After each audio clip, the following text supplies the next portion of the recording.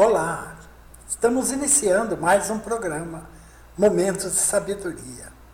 Como sempre, com as turbinas do coração aquecidas, porque estamos vivenciando esses instantes desafiadores e nós temos resposta para tudo isso, que é o mais importante, porque é difícil nós estarmos como estamos hoje aqui no Brasil, como que num beco sem saída, não é assim que fala na linguagem popular? Então, mas tem saída. E o beco vai se abrir e surgirão novos horizontes. Não se desespere. Não jogue fora todos esses anos de renúncia, de dedicação, não é? Porque esse é aquele momento que ia apertar mesmo, onde até os escolhidos esfriariam na fé e na caridade, que é o pior. Isso são palavras do Cristo. Eu estou aqui em nome do Cristo, numa visão da sua sabedoria ampliada pelo Consolador, que é a doutrina dos Espíritos. Jesus hoje, para nós espíritas, para aqueles que realmente construiu a sua convicção sobre a natureza ampla da vida, com certeza, o Cristo é o norte. Então, gente, veja que ele estava vivendo num momento que tinha tudo de abominável. Tinha a escravidão, não é? E ele nunca se indispôs com a escravidão.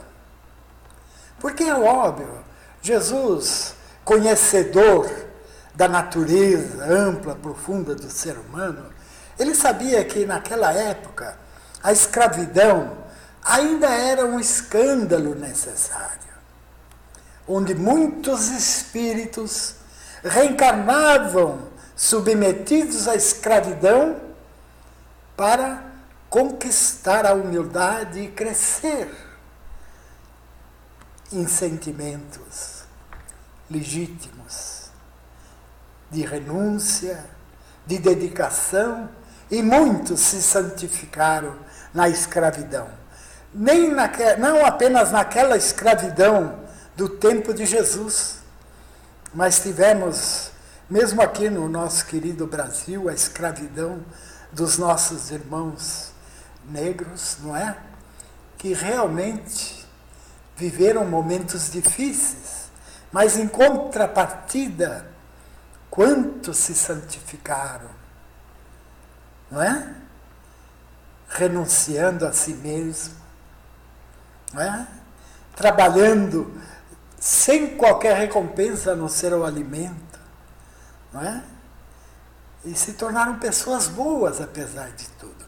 Então, muitas vezes, essa condição de escravo, como muitos passaram nas várias etapas da escravidão na Terra, foi, para quase todos, uma bendita escola para vergar o egoísmo, o orgulho, a vaidade, que muitos de nós alimentamos com muita ênfase durante muitas encarnações, não é? Vocês estão lembrados, na história, o xerife do rei. O que podia fazer aquele povo? Se era o xerife quem dava as leis, dizia o que podia, não podia. E as leis não alcançavam os xerifes, os condes, os lordes. Vocês estão entendendo, gente? Parece que é a mesma história que estamos vivendo hoje. Só mudou o cenário, os títulos. Mas onde estão os xerifes do rei? Estão aí, amparados por uma lei torpe, não é? Que separa as condições do ser humano. Então, gente, o que estamos aprendendo com isso? É agora que entra a questão. Por que estamos vivendo isso? Porque nós fomos, talvez, uma grande maioria dos brasileiros, os xerifes, os donos de propriedades, que não eram donos apenas da propriedade, mas também das famílias que serviam a propriedade, não é? Eram donos das filhas. Gente, a história está aí. Ou será que você ainda tem dúvidas e acha que a vida começa no berço e termina no túmulo? Se assim fosse, não teria lógica você ser bom. Se assim fosse, não podíamos nem crer na justiça divina e até mesmo na sua existência. Então, gente, hoje nós precisamos do raciocínio. Por isso que a doutrina dos espíritos tem como princípio a fé raciocinada. Por quê? Analisando, não é, a reencarnação, nós vamos encontrar aí a expressão máxima da justiça, que não nos pune para sofrermos eternamente, como muitos acreditam, mas também não nos perdoam.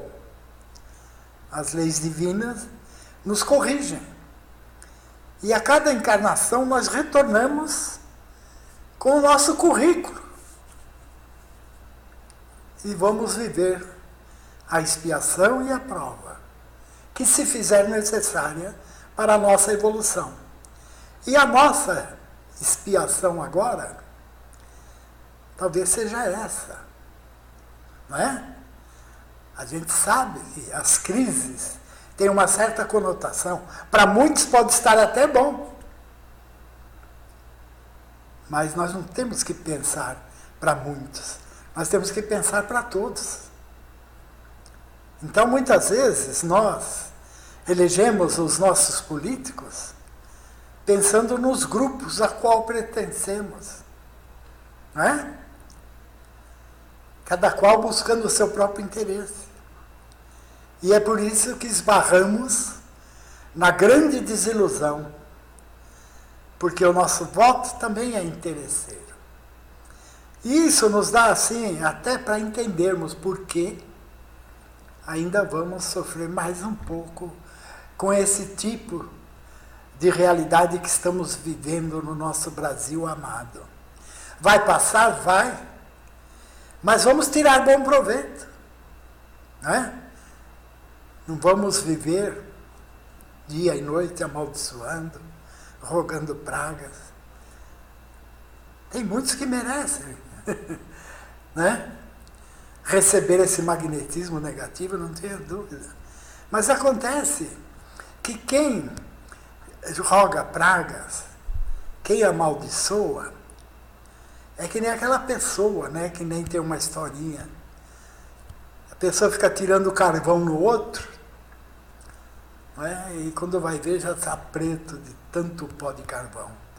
Então, quer dizer, o magnetismo que nós mandamos pode até atingir e fazer criar um certo desconforto para essas criaturas, né, que ninguém sabe o sono deles como é que é.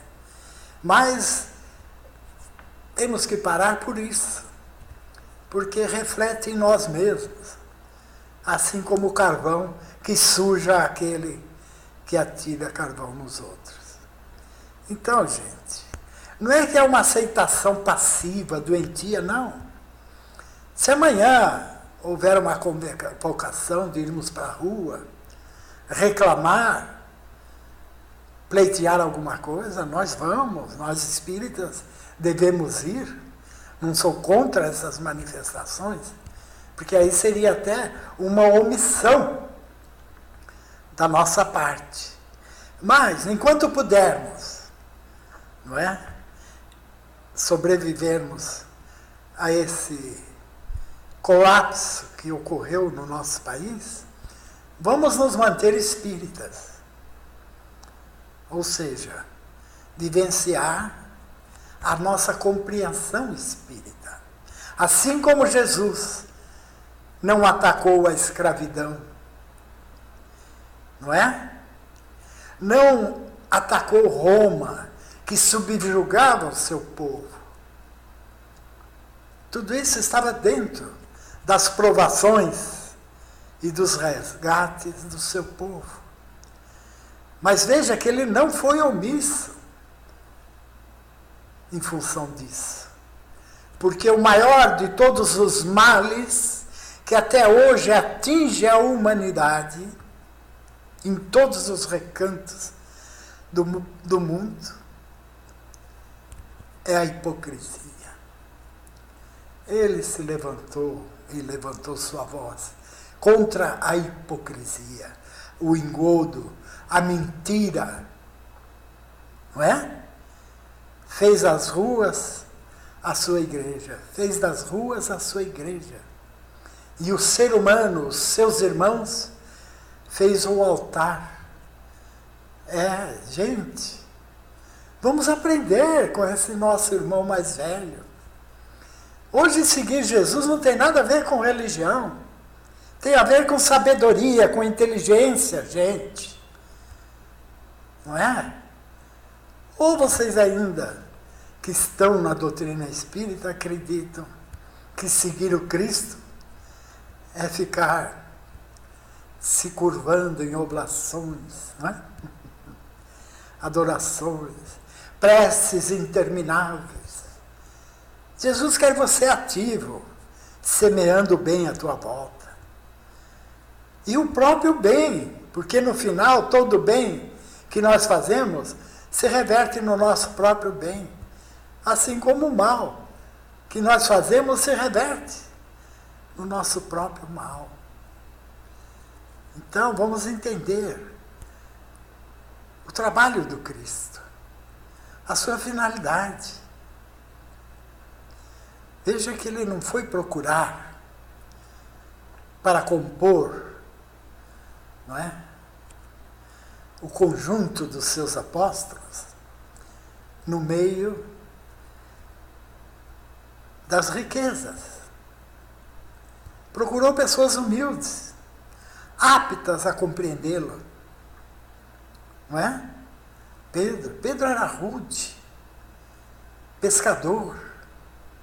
Mateus era cobrador de impostos.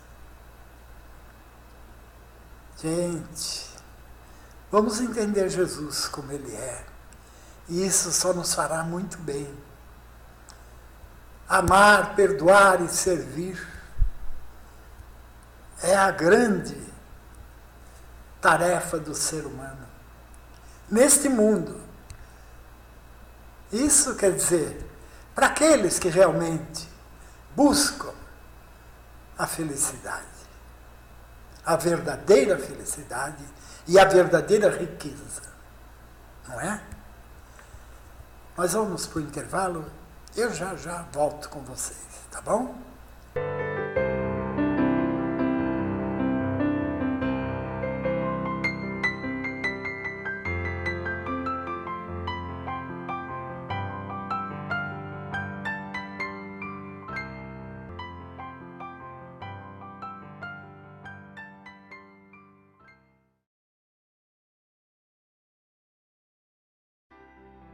Problemas de coluna, estresse, fibromialgia, massagem psicossomática.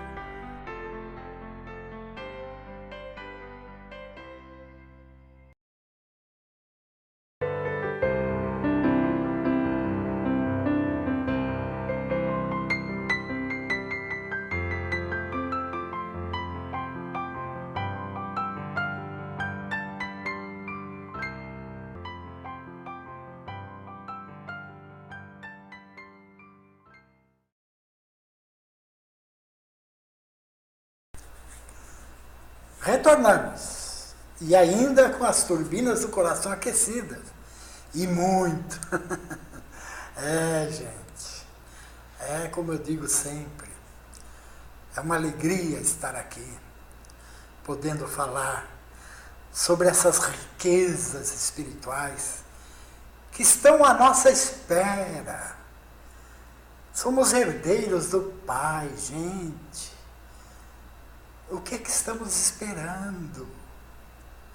Muda, experimente. Muitos me perguntam, seu Nelson, o que eu devo fazer para ser espírita? Ora, você para ser espírita precisa primeiro conhecer as leis naturais da vida, que já na primeira leitura do Livro dos Espíritos você já vai saber com fartura, não é? Você vai saber muitas coisas sobre quem você é, o que estamos fazendo aqui, não é? Você compreendendo a essência, você vai sentir em você mesmo uma responsabilidade inerente ao conhecimento adquirido. Você vai perceber que depende de você exercer as mudanças que tornará você uma pessoa de bem, um espírita de verdade. Agora, tem muitos que confundem. Mas, seu Nelson, me falaram para mim ser espírita, eu tenho que ir no centro, eu tenho que fazer os cursos. Ora, depende de cada um.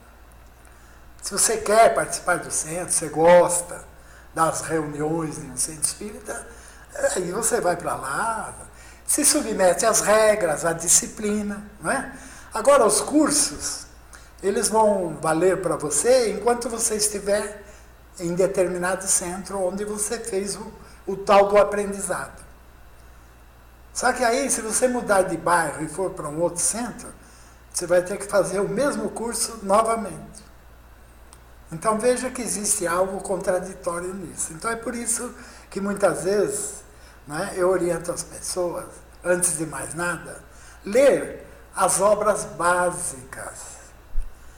Você descobriu a essência, o simples do Espiritismo. Você não precisa ser um grande conhecedor, não é, da filosofia espírita. Basta você compreender as responsabilidades que essa realidade acaba impondo às nossas consciências.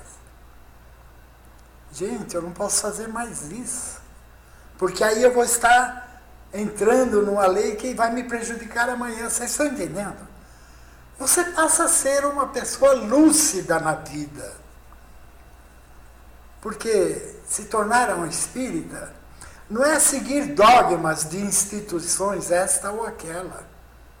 É seguir a tua consciência, a qual você deve alinhavar nos passos do Cristo, para educar as tuas ações e as tuas reações. Ser espírita é se tornar um homem de bem. Gente, não depende de religião nenhuma você alcançar um plano espiritual superior. Depende de você, das tuas atitudes. É isso que você vai compreender com o Espiritismo, que facilita a tua ascensão e a tua jornada evolutiva. Vocês estão entendendo? Mesmo que você nem conheça o Espiritismo, nunca, ou adentre em qualquer religião, mas se você for uma pessoa de bem, você está com o teu status espiritual garantido. A tua riqueza já está intrínseca à tua alma.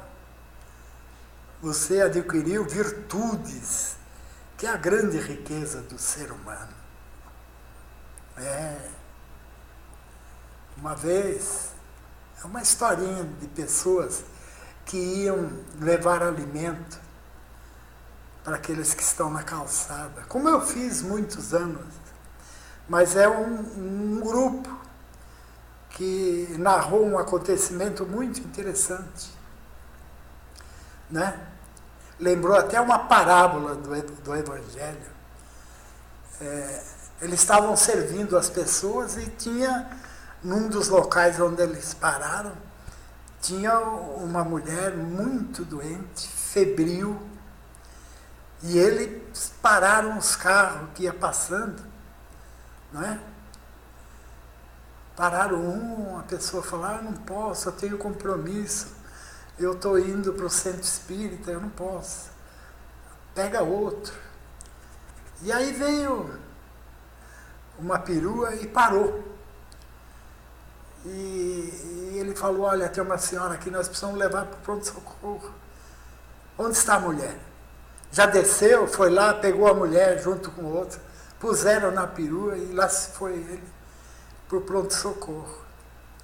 E aí o rapaz que foi junto perguntou para ele, qual é a sua religião? Ele falou, eu não tenho religião, eu não acredito em Deus. Ué, como é que o senhor está prestando um socorro? Ora, não é meu irmão? Nós não temos que nos socorrer uns aos outros? Para isso eu não preciso ter religião e nem acreditar em Deus. Eu sinto essa obrigação dentro de mim. Estão entendendo, gente? Isso lembrou bem aquela parábola daquela criatura que foi vítima dos salteadores, né? Estava ferido às margens da estrada. E por ali passaram alguns personagens. Um fariseu, né, o doutor da lei, o sacerdote do templo, e de repente, não é? Eles passam ao largo e não socorrem. Passou o fariseu, o doutor da lei, o sacerdote, e não socorreram aquela criatura. E aí veio um samaritano, que socorreu aquela criatura caída, aquele irmão caído, tratou as suas feridas e ainda o levou até uma estalagem e ali pagou para que ele pudesse ficar até se recuperar. Agora, vejam bem, samaritano, para o povo naquela época, Israel, era uma tribo de renegados, sem valor, sem qualquer reconhecimento. Era como se fosse um pária. E de repente foi esse pária que se tornou o irmão mais próximo daquele homem caído. Então, gente, veja que Jesus usou os personagens certos para mostrar que o homem de bem não se torna homem de bem apenas por um título de religião ou qualquer outro título, mas sim pelas suas atitudes caridosas para com seu semelhante. E quando eu falo em atitudes caridosas, gente, eu não falo apenas, não é, em distribuir bens, roupas, alimentos. Principalmente uma atitude como essa do samaritano, não é? Ele deu, além dos seus recursos, ele deu o seu carinho, ele deu a sua atenção, ele cuidou daquela criatura ferida. Aí é que está a caridade, quando nós nos damos em favor de alguém, damos do nosso tempo. Eu lembro que o Chico, uma vez vinha caminhando pela calçada e ali estava um rapaz que vivia nas esquinas fazendo discurso, falava da vida de todo mundo. E o Chico aquele dia não estava com paciência para parar e ficar ouvindo o rapaz falar qualquer coisa. Então ele passou assim, meio à distância, fingindo que não via o rapaz. Lá na frente, Emmanuel falou para o Chico, falou, Chico, volta. Volta e cumprimenta o rapaz. E o Chico, todo constrangido, voltou. E quando estava chegando perto do rapaz, o rapaz falou, voltou, né, Chico? Eu já achei que você estava ficando muito importante. para vir falar comigo. Vocês entenderam, gente? Como vale a pena, às vezes, você praticar a caridade? Por que Emmanuel pediu que ele voltasse? Não é para ser considerado bonzinho.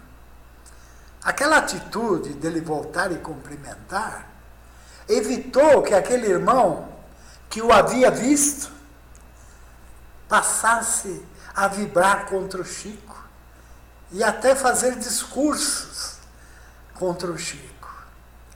Então Emmanuel ali quis preservar o Chico, numa atitude do próprio Chico. Então veja que nós não precisamos de um mentor para nos preservar de algo que pode nos causar constrangimento. É só mudarmos as nossas atitudes. Se o Chico tivesse parado, dado alguma atenção para o moço, o Emmanuel não ia mandar voltar, não é?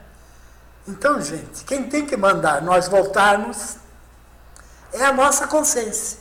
Aí você já é um espírita. Mesmo que às vezes você queira desviar.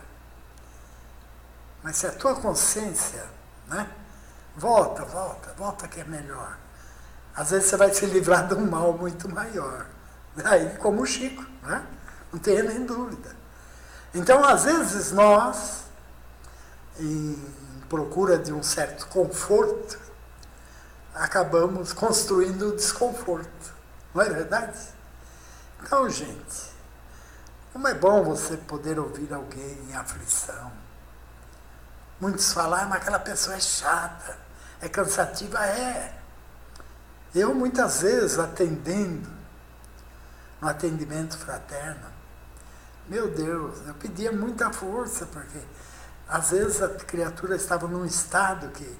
E você tinha que ouvir, é óbvio, é o teu trabalho, você está aí para isso, você não se propôs. E quantas vezes, não é? Aquilo chegava até sobrecarregar um magnetismo pesado. E a pessoa revoltada, ela vai longe com as suas mágoas. Mas é um bem tão grande que se faz que vale a pena o sacrifício, não é? Então está aí, gente. É difícil, mas não é impossível. Então, um beijão no teu coração. Aliás, no coração de todos vocês que me sintonizaram no dia de hoje. Estamos aí, chegando o Natal. Beijão, então, no coração de todos e até o próximo programa.